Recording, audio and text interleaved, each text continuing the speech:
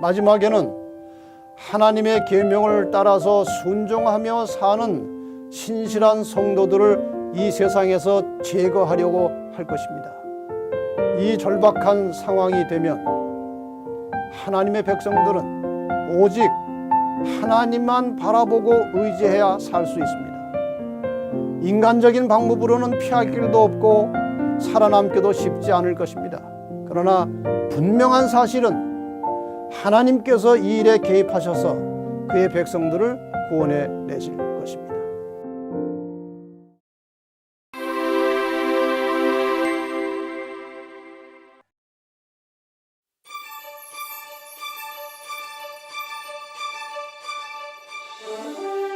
포스트 팬데믹 위기인가 기회인가, 오늘 5번째 시간 누가 미래 세계를 지배할 것인가 라는 제목으로 함께 계시록 13장을 공부하겠습니다.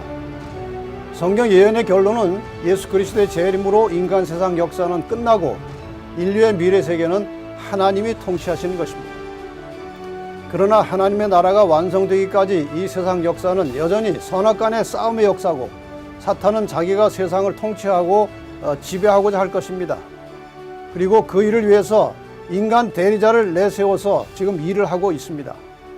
오늘과 내일 이 시간에는 사탄의 군대를 대표하는 인간 대리자가 누군지 밝혀내고 장차 그가 어떤 일을 할 것인지에 대해서 알아보려고 합니다.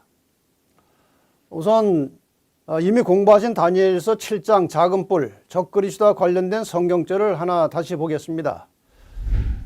다니엘서 7장 11절과 12절에 보면, 그때 내가 그 말하는 작은 뿔의 목소리를 인하여 주목하여 보는 사이에 짐승이 죽임을 당하고 그 시체가 상한 바 되어 붙는 불에 던진 바 되었으며, 그 남은 모든 짐승은 권세를 빼앗겼으나 그 생명은 보존되어 정한 시기가 이르기를 기다리게 되었더라.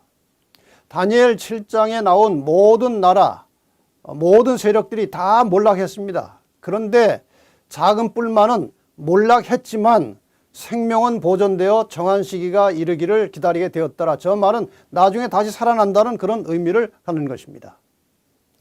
계시록 13장은 1798년에 몰락했던 그 작은 뿔 교환권이 다시 살아나서 활동하는 장면을 보여주고 있습니다. 자, 그러면 계시록 13장이 시작되기 바로 직전에 나오는 12장 17절의 말씀을 한번 참고적으로 먼저 보겠습니다. 12장 17절에 보면, 용이 여자에게 분노하여 돌아가서 그 여자의 남은 자손, 하나님의 참 백성들을 말하는 것입니다. 하나님의 계명을 지키며 예수의 증거를 가진 자들로 더불어 싸우려고 바다 모래 위에 섰더라. 그러니까 사단의 마지막 공격 대상은 여자의 남은 자손, 하나님의 계명을 충실히 지키는 사람들입니다. 그래서 바다 모래 위에 서서 이제 공격하려고 하는데 자기가 직접 하지 않지요. 누구를 이용할 것이냐에 대해서 13장 1절에 보면은, 내가 보니 바다에서 한 짐승이 나오는데 바다에서 나온 저 짐승을 통해서 마지막 여자의 남은 자손을 공격하겠다, 그런 의미로 볼 수 있습니다. 계시록 13장의 주인공은 바로 이 복잡하게 생긴 이상한 짐승입니다. 어떤 일을 어떻게 해야 할지 이제 계시록 13장을 가지고 함께 공부를 하겠습니다. 계시록 13장에 나오는 이 사탄 군대 대표 세력이 과연 무엇인가, 이미 여러분 그 동물 짐승을 하나 보셨습니다. 계시록 13장은 선악의 싸움의 마지막 싸움에서 사단 편에서 일하게 될 두 세력과 그들이 하는 일을 묘사하고 있습니다. 아시는 대로 예언상에서 이 세상의 어떤 국가나 세력을 가리킬 때에는 짐승을 상징으로 사용합니다. 계시록 13장에는 사탄의 일꾼으로 활동할 두 짐승이 등장하게 되는 겁니다. 한번 보겠습니다. 첫 번째 짐승은 바다에서 나왔습니다. 계시록 13장 1절에 내가 보니 바다에서 한 짐승이 나오는데 뿔이 8이요 머리가 7이라 그랬어요. 그 다음에 땅에서도 한 마리 짐승이 올라왔습니다. 11절에 내가 보면 다른 짐승이 땅에서 올라오니 새끼 양같이 두 뿔이 있고 용처럼 말하더라. 양같이 올라와서 용처럼 말하는 저 짐승과 먼저 나온 저 복잡하게 생긴 짐승이 힘을 모아서 하나님의 참 백성들을 공격하게 될 것이다, 그런 뜻입니다. 먼저 첫 번째 짐승에 대해서 좀 공부를 하겠습니다. 첫 번째 짐승의 묘사를 다시 한번 좀 자세하게 읽겠습니다. 짐승이 바다에서 나왔는데 표범과 비슷하고 발은 곰의 발 같고 그 입은 사자의 입 같은데 용이 자기의 능력과 보좌와 큰 권세를 그에게 주었더라. 여러분, 저 짐승의 모습을 보시면 사자도 나오고 곰도 나오고 표범도 나오고 저 괴물도 같이 나옵니다. 열불 달린 짐승. 그러고 보면 저기에 올라온 짐승은 저 네 마리 짐승을 하나로 합쳐놓은 짐승입니다. 그러니까 계시록 13장의 저 첫째 짐승은 저 네 나라 바벨론, 페르시아, 그리스, 로마를 하나로 합쳐놓은 성격을 가진 그런 힘으로 올라온 것입니다. 그것이 바로 무엇인가? 작은 뿔이에요. 작은 뿔은 바벨론의 특성 더하기 페르시아의 특성 더하기 그리스의 특성, 그 다음에 로마의 특성을 다 한꺼번에 가지고 올라왔습니다. 어떤 특성들인가? 한번 이 그림을 잘 보시기 바랍니다. 바벨론의 우상 숭배, 페르시아의 이방 종교, 그리스의 이교 철학, 로마의 정치 제도, 간략하게 말하면 이러한 모든 복잡한 예배 의식과 또 철학과 정치 제도를 한꺼번에 모아가지고 등장한 마지막 웅장하고 위대한 세력이 바로 교황권입니다. 이렇게 해서 역사의 마지막에 등장했다는 겁니다. 이 교황권은 이전 유럽 중세에 나타나서 1000년 이상 세상을 지배하다가 1798년에 몰락했던 세력입니다. 그런데 아까 보신 대로 그 생명은 보존되어 다시 살아날 것이 예언되어 있는데 계시록은 이 부분에 대해서 이렇게 설명하고 있습니다. 그의 머리 하나가 상하여 죽게 된 것 같더니 그 죽게 되었던 상처가 나음에 온 땅이 이상히 여겨 짐승을 따르더라. 이것이 첫 번째 짐승의 특징인데 죽게 된 상처가 낫겠다고 되어 있어요. 언제 나았는가? 1798년에 몰락한 교황권은 1929년 2월 11일 이태리와 사이에 라테란 조약에 의해서 다시 영토를 되찾고 주권을 다시 찾아가게 됩니다.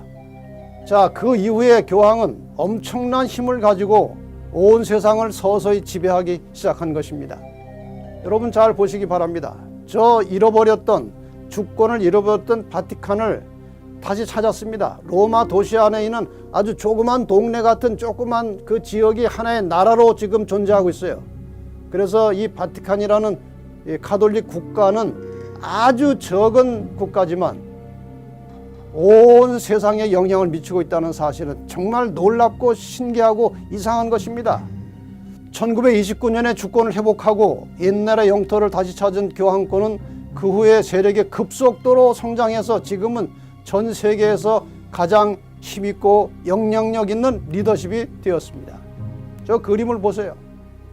세상에 수많은 사람들이 교황을 추앙하고 있습니다. 그의 말 한마디 한마디가 세계 모든 정치, 경제, 언론 여기저기 다 영향을 미치고 있습니다. 교황이 온 세상에 막대한 영향을 미치는 이 힘은 도대체 어디서 나온 것일까요? 왜 온 세상이 교황을 추앙하고 그를 좋아하고 그를 추종하고 있습니까? 그 원인이 있어요. 계시록 13장 2절에 보면 용이 자기의 능력과 보좌와 큰 권세를 그에게 주었다고 그랬습니다. 용이 누굽니까? 사탄이에요. 사탄이 지금 이 세상을 임시로 지배하고 있습니다. 그가 자기의 능력과 보좌와 권세를 주었기 때문에 갑작스럽게 얼마든지 힘을 발휘할 수 있도록 그렇게 할 수 있다는 것입니다. 4절에 보면 용이 짐승에게 권세를 주므로 용에게 경배하며 짐승에게 경배하여 가로되 누가 이 짐승과 같으뇨 누가 능히 이로 더불어 싸우려 하더라. 용이 짐승에게 권세를 주었다고 그랬어요. 그러니까 온 세상이 다 짐승에게 경배하는데 저기 보면은 용에게 경배하는 것이나 짐승에게 경배하는 것이나 같은 표현을 하고 있습니다. 용에게 경배하며 짐승에게 경배하여 가로되, 그러니까 이 교황권에 굴복하고 그를 따른다는 것은 곧 사탄을 경배하고 그를 추종한다는 것입니다. 같은 의미예요. 2015년도에 교황이 쿠바를 방문해서 이전부터 물론 진행되어 온 것이지만 미국과 쿠바를 화해시킨 역사가 일어났습니다. 타임즈는 이 사건을 상당히 크게 보도를 했는데 2015년 9월 달에 프란체스코 교황이 쿠바를 방문했습니다.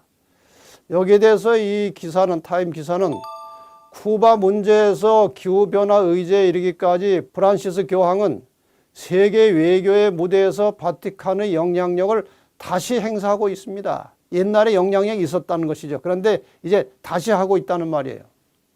이제는 미국으로 그 영향력을 확대하고 있습니다. 미국에까지 영향을 미친다고 그랬어요.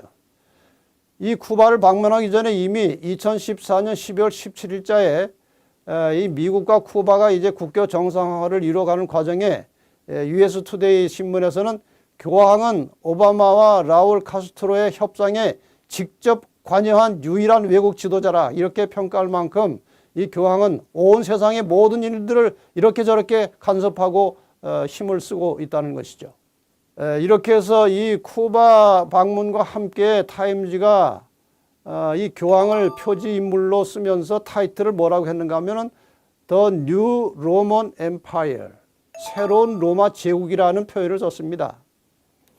여러분 저 신상의 종아리와 발을 잘 보세요. 종아리가 철로 되어 있는데 그 철이 어디까지 연결되어 있느냐?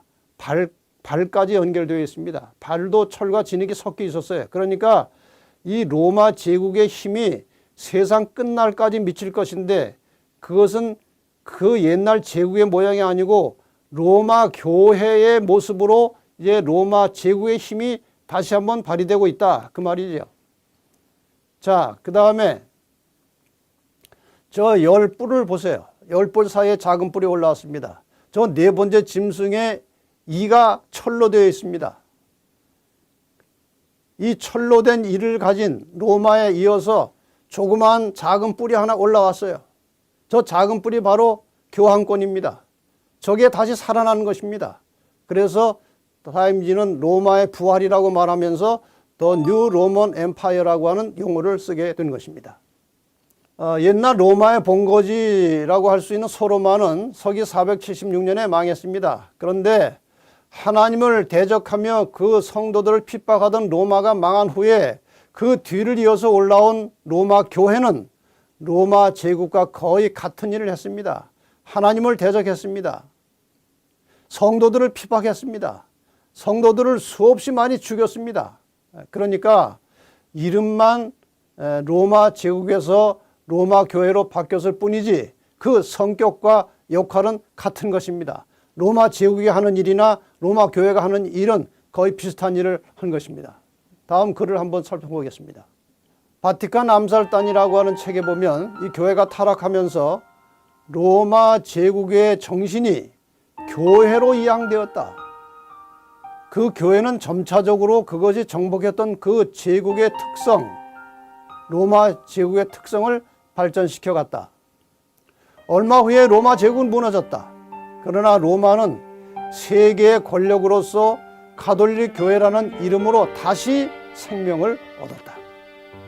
로마 교황들은 로마 시저의 상속자들이자 계승자들이었다. 그러니까 타임 잡지가 이 교황이 상당한 힘과 권세를 가지고 이 세계에 영향을 미치는 것을 가지고 The New Roman Empire, 새로운 로마 제국이 출현했다. 이렇게 표현한 것은 바로 이와 같은 배경이 있다는 것입니다. 로마 제국의 연속이라고 할 수 있는 이 로마 교회가 1798년 몰락했으나 이 종말 시대에 다시 부활해서 한동안 온 세계를 다스리게 될 것이 요한계시록 13장에 예언되어 있습니다. 자, 그 첫째 짐승에 대해서 다시 한번 좀 생각을 해보겠습니다. 계시록 13장 7절과 8절에 보면 또 권세를 받아 성도들과 싸워 이기게 되고 각 족속과 백성과 방언과 나라를 다스리는 권세를 받으니 어린 양의 생명책의 창세 이후로 농명되지 못하고 이 땅에 사는 자들은 다 짐승에게 경배하리라. 여러분 저 말씀을 아주 유심히 보시기 바랍니다. 권세를 받아서 성도들과 싸워서 한때 마치 이긴 것처럼 보이게 될 수도 있습니다. 그 다음에 여러 나라들, 족속들, 방언들, 나라를 다 다스리는 권세를 받았는데 어떻게 될 것이냐? 결국은 어린 양의 생명책의 창세 이후로 농명되지 못하고, 다시 말하면 구원받지 못한 사람들입니다. 구원받지 못한 사람들은, 하나님의 백성이 아닌 사람들은 모든 사람들이 다 저 짐승에게, 교황권에게 경배할 것이라 이렇게 되어 있습니다. 이 말씀에 의하면 세상 역사의 마지막에는 온 세상 사람들이 두 부류로 나눠지게 되어 있습니다. 하나님께 순종하는 하나님의 참 백성들, 그 외에는 모두 교황의 권세에 굴복하게 될 것입니다. 이 두 무리를 교황에게 굴복하는지 하나님께 순종하는지 무엇으로 분별할 수 있을까요? 이 두 무리의 특징이 무엇일까요? 두 무리가 지키는 법이 서로 다른 것입니다. 하나님의 십계명이 있고 천주교의 십계명이 있습니다. 다시 말하면 지금 이 땅에 두 개의 십계명이 존재하고 있는 것입니다. 농명책에 기록된 자들이 지키는 법, 어린 양의 생명책에 이름이 기록된 자들은 하나님의 십계명을 지킵니다. 그러나 짐승을 숭배하는 자들, 다시 말해서 농명되지 못한, 생명책에 농명되지 못하고 이 땅에 사는 모든 사람들은 짐승을 숭배하게 될 것인데 그들이 지키는 법이 바로 천주교 법이에요. 그 중에 하나가 주의를 지키게 되는 것입니다. 이 문제는 좀 상세하게 내일 다시 공부하게 될 것입니다. 어쨌든 두 무리, 한 무리는 하나님의 십계명을 지키는 무리와 또 한 무리는 천주교 십계명을 지키는 두 무리로 온 세상이 나눠진다는 것입니다. 그리고 종말 시대에 이 천주교 십계명을 지키는 자들이 하나님의 계명을 지키는 자들을 박해하고 공격하게 될 것입니다. 그런데 사실 교황권은 무력이 없습니다. 주목이 없습니다. 종교 국가이기 때문에. 그런데 어떤 일을 강요한 다음에 그것을 따르지 않을 경우에 제재하거나 어떤 힘을 써서 억지로 하게 만들 무력이나 군사력이 교황권에게는 없어요.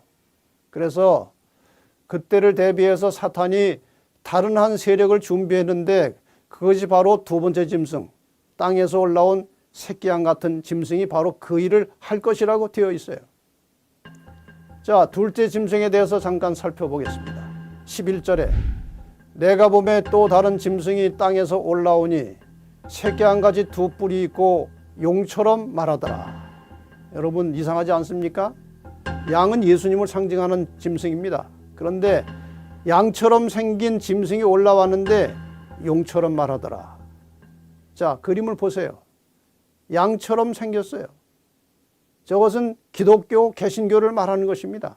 그런데 나중에 변질이 되어서 용처럼 말하게 될 것이다. 저게 어느 나라입니까? 저게 어느 세력입니까? 뭐 설명할 필요 없이 너무나 분명한 것입니다. 유럽의 종교 박해를 피해서 이주한 청교도들에 의해서 세워진 미국이 마침내 변질되어서 사탄의 일을 대행할 것인데 구체적으로 먼저 나온 짐승, 이 교황권이 하는 모든 일을 함께 도와서 일하게 될 것을 예언해 놓고 있는 것입니다.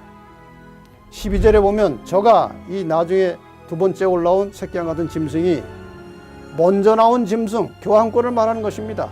먼저 나온 짐승의 모든 권세를 그 앞에서 행하고, 그러니까 교황이 하는 일을 다 대행해서 해주겠다는 것입니다. 땅과 땅에 거하는 자들로 처음 짐승에게 경배하게 하니 곧 죽게 되었던 상처가 나은 자니라. 여러분, 미국이 청교도의 나라, 개신교의 국가로 시작했지만 이 나라가 변질돼서 교황의 권세를 돕고 지원하고 적극적으로 후원하는 그런 나라가 될 것이라고 계시록 13장은 분명하게 예언하고 있습니다. 국법으로도 미국은 바티칸과 외교 관계를 가질 수 없도록 되어 있습니다. 그런데 성경의 예언은 그 둘의 힘이 합쳐질 것을 예언해 놓았습니다. 여러분이 보시는 저 그림은 뭐 이미 많이 보셨겠지만 1992년 2월 24일자 타임 잡지의 표지입니다. 그림은 레이건 대통령과 요한 바오로 2세의 얼굴이 그려져 있고 타이틀은 홀리 얼라이언스, 거룩한 동맹이라고 하는 타이틀이 있습니다. 내용을 보니까 10년 전에, 저 기사가 나오기 10년 전 1982년 그 당시 교황 요한 바오로 2세와 그 당시 미국 대통령 레이건이 바티칸 교황청에서 비밀리에 서로 만나가지고 동맹을 했는데 그 동맹을 거룩한 동맹이라고 하는 것입니다. 이게 무슨 동맹이었을까요? 동구 공산권, 소련을 종주국으로 하는 동구 공산권을 무너뜨리자는 것이었습니다. 지금 미국은 세계 패권을 장악해야 되는데 소련 때문에 잘 안 되는 겁니다. 그 다음에 이 교황은 그 공산권 안에 수많은 천주교 신자들이 있었습니다. 그래서 미국과 교황권이 상식적으로는 하나가 될 수 없는 관계지만 목적이 같아진 것입니다. 이 외교 관계에 있어서 이런 말이 있습니다. 양국이 친밀하지 않아도 적이 같으면 동맹국이 될 수 있다. 지금 둘 친밀하지 않았지만 적이 같았습니다. 소련이라고 하는 적이 같기 때문에 두 나라가 두 힘이 모아져서 결국 저 거룩한 동맹 이후에 소련을 중심으로 하는 동국 공산권이 아주 쉽게 다 무너져 버렸습니다. 여러분이 이 역사를 잘 아십니다. 자, 이 교황권과 미국이 이제 함께 연합해서 앞으로 어떤 일을 할 것이냐에 대해서 잠깐 언급을 하겠습니다. 계시록 13장 14절에 보면은 땅에 거하는 자들에게 이르기를 칼에 상하였다가 살아난 짐승을 위하여 우상을 만들라. 참 어려운 말입니다. 저것을 우리가 짐승의 우상이라고 말하는데 이 우상이라는 것은 에이콘이라는 단어입니다. 헬라어로 에이콘인데 이 에이콘이라는 말은 비슷한 것 혹은 형상, 이미지 이런 뜻입니다.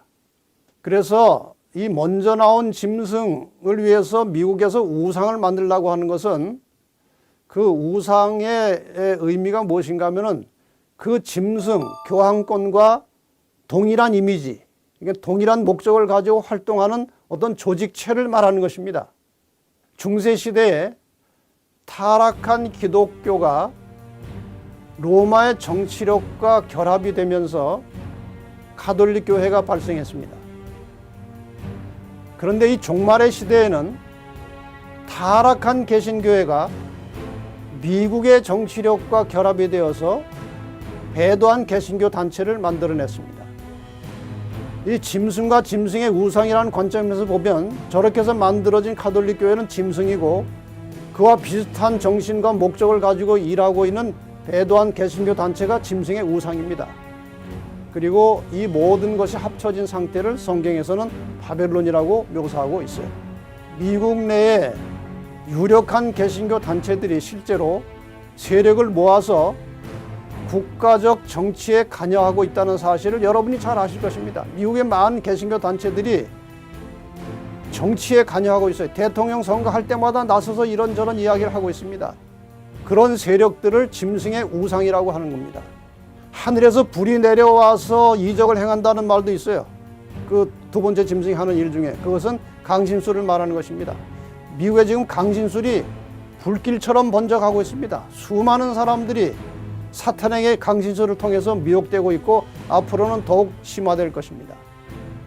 그리고 전 세계 개신교를 하나로 연합시키는 일에 미국이 주도할 것인데 특별히 WCC를 통해서 전 세계 개신교를 지금 하나로 묶어가고 있습니다.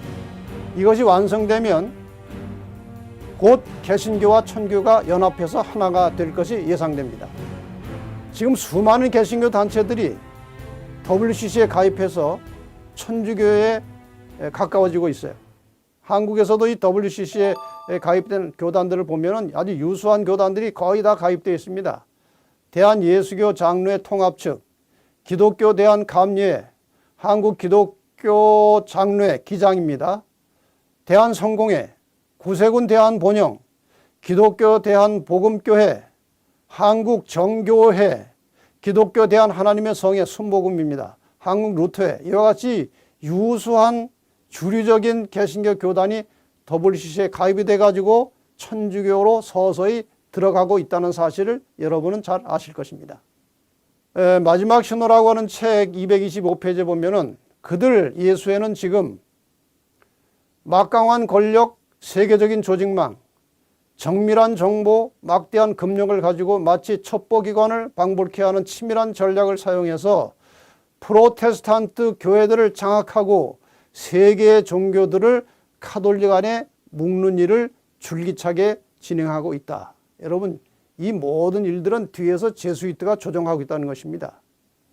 WCC를 통해서 개신교를 다 이제 하나로 묶고 그 묶어진 교회를 이제 가톨릭이 접수할 것이고 이렇게 해서 기독교가 하나가 되고 나면 다른 여타의 모든 종교들을 하나로 묶는 일을 하게 될 것이다. 그 말이죠. 이렇게 해서 방금 말씀드린 대로 기독교가 통일되면 다음에는 교황을 중심으로 세계 각 종교들을 하나로 모아서 연합시켜서 마침내 종교 통합을 이루게 될 것입니다. 정치 통합, 종교 통합, 이런 모든 것들이 다 지금 하나의 굴레 속에서 하나의 궤도를 가지고 움직여가고 있어요. 이 모든 종교와 하나가 된 모든 종교의 수장으로서 교황을 경배하도록 할 것이고, 그 경배하는 날짜 예배일을 천주교 계명에 명시된 일요일로 할 것입니다. 여기에 따르지 않는 자들은 매매도 하지 못하게 하는 그런 아주 가혹한 징벌을 가지고 세상을 다스리게 될 것이라고 계시록에 예언이 되어 있습니다.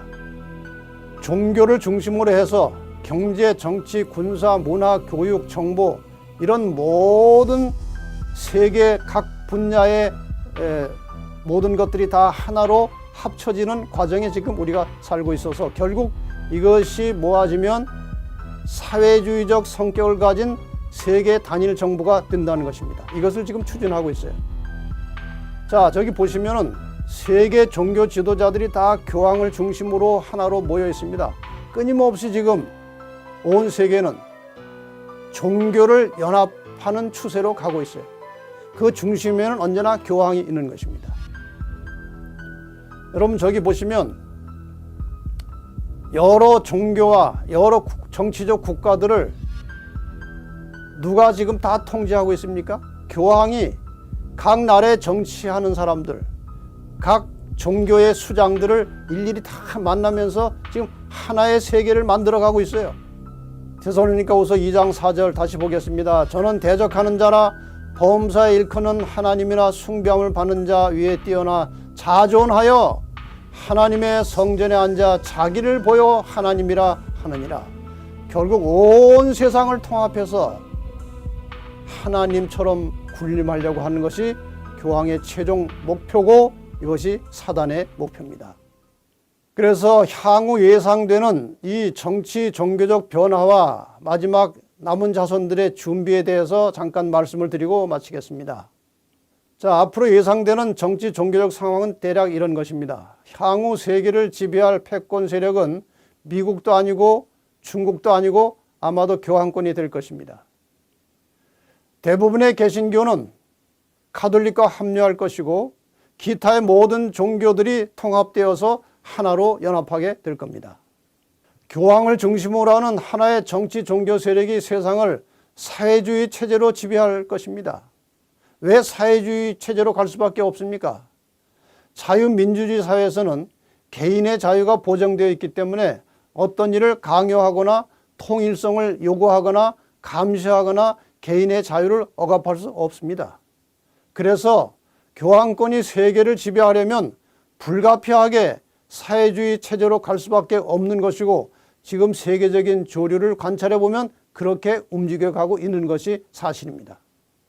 그 다음에 지상에 거주하는 모든 사람들을 통치자의 통제와 감시를 받으면서 자유를 상실한 삶을 살게 될 것입니다. 이것이 예수님 오시기 전에 이 마지막 세상의 참상이에요.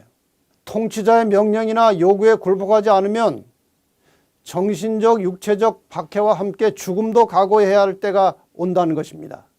계시록에 그렇게 예언이 되어 있습니다. 마지막에는 하나님의 계명을 따라서 순종하며 사는 신실한 성도들을 이 세상에서 제거하려고 할 것입니다. 이 절박한 상황이 되면 하나님의 백성들은 오직 하나님만 바라보고 의지해야 살 수 있습니다. 인간적인 방법으로는 피할 길도 없고 살아남기도 쉽지 않을 것입니다. 그러나 분명한 사실은 하나님께서 이 일에 개입하셔서 그의 백성들을 구원해 내실 것입니다. 이사야 41장 11절로 13절에 보면 보라, 네게 노하던 자들이 수치와 욕을 당할 것이요 너와 다투던 자들이 아무것도 아닌 것 같이 될 것이며 멸망할 것이라. 네가 찾아도 너와 싸우던 자들을 만나지 못할 것이요. 여러분, 얼마나 위로가 되고 힘이 되는 말씀이에요. 마지막 때에 온 세상의 사단의 세력이 하나님의 백성들을 공격할 것이지만 마침내 그들이 수치와 욕을 당할 것이고 그들이 아무것도 아닌 것처럼 될 것이라고 하나님께서 약속하시고 말씀하셨습니다. 너를 치는 자들은 아무것도 아닌 것 같이 허무한 것 같이 되리니 이는 나 여호와 너의 하나님이 내 오른손을 붙들고 내게 이르기를 두려워 말라 내가 너를 도우리라 할 것임이니라. 이 말씀이 보장되어 있습니다. 그러니까 장차 계시록 13장에 나타난 두 짐승의 세력, 교황권과 미국의 세력이 힘을 모아서 온 세상을 하나로 묶어서 연합시켜서 하나님의 마지막 남은 참 백성을 핍박하고 공격하고 심지어는 죽이려고 할지라도 절대로 두려워하지 마시고 포기하지 마시기 바랍니다. 하나님께서 마침내 우리와 함께 하셔서 우리를 구원해내시고 세상은 멸망을 당할 것입니다. 여러분, 이 약속의 말씀을 굳게 믿으시고 어떤 일이 있어도 절대로 이 하나님을 믿는 참 신앙을 포기하지 마시고 끝까지 하나님 앞에 충성을 다하는 우리 성도들이 되시길 바라면서 오늘 말씀을 여기서 마치겠습니다.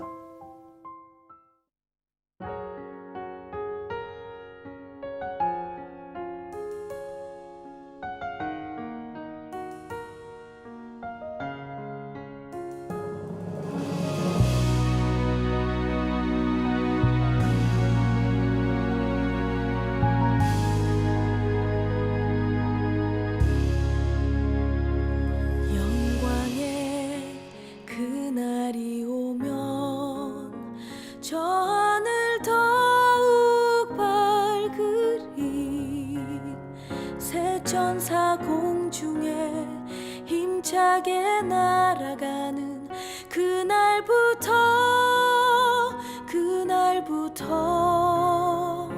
주의 중보 마치고 만왕의 왕 오실 그때까지 새 천사여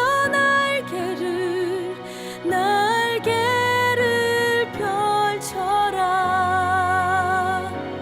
영광의 그날이 오면 온 세상 더욱 빛나리 영원한 복음이 담대히 외쳐지는 그날부터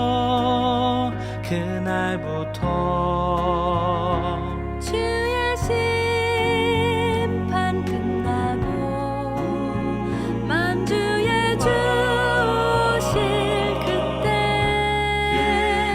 그때까지 성도여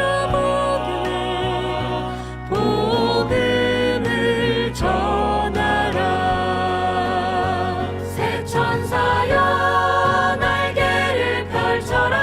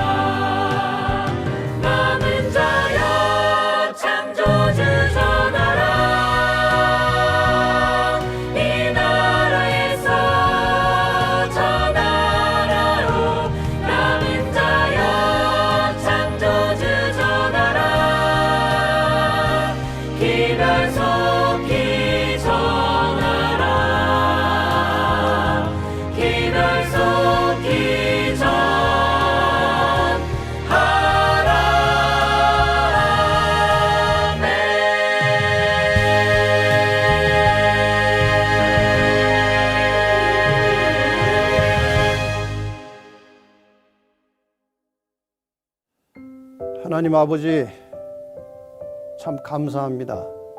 앞으로 일어날 일들을 이렇게 세세하게 세부적으로 가르쳐 주시고 대비할 수 있는 믿음을 주셔서 감사합니다. 지금 이 세상은 계시록 13장의 예언이 현저하게 성취되어 가는 그런 시대에 우리가 살고 있습니다. 하나님의 백성들이 근신하고 일어나서 정신을 차리게 하시고 마지막 시대를 대비하여 철저하게 준비하되 매일매일의 생활 속에서 오직 하나님만 전적으로 의지하며 살아가는 신실한 믿음의 성도들이 되게 하여 주시옵소서. 앞으로 어떤 시련과 핍박과 고난이 올지라도 절대로 굴복하지 않도록 하여 주시고 목숨을 걸고 하나님의 계명과 말씀에 충성을 다함으로 마침내 최후의 승리를 거두고 주님 오시는 그날에 영원한 생명에 들어갈 수 있도록 축복해 주시옵소서. 예수 그리스도의 이름으로 간절히 기도하옵나이다. 아멘.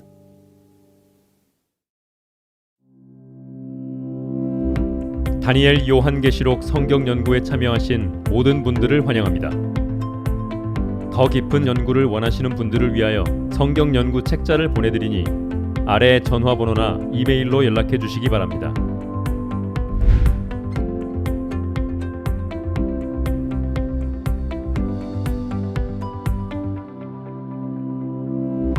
포스트 팬데믹 위기인가 기회인가?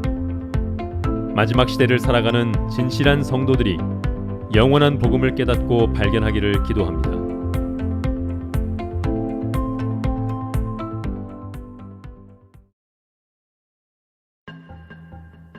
거짓 안식일을 강요하는 법령이 반포되고 거짓 것과 참 것을 분명히 구별하는 선이 그어질 것이다.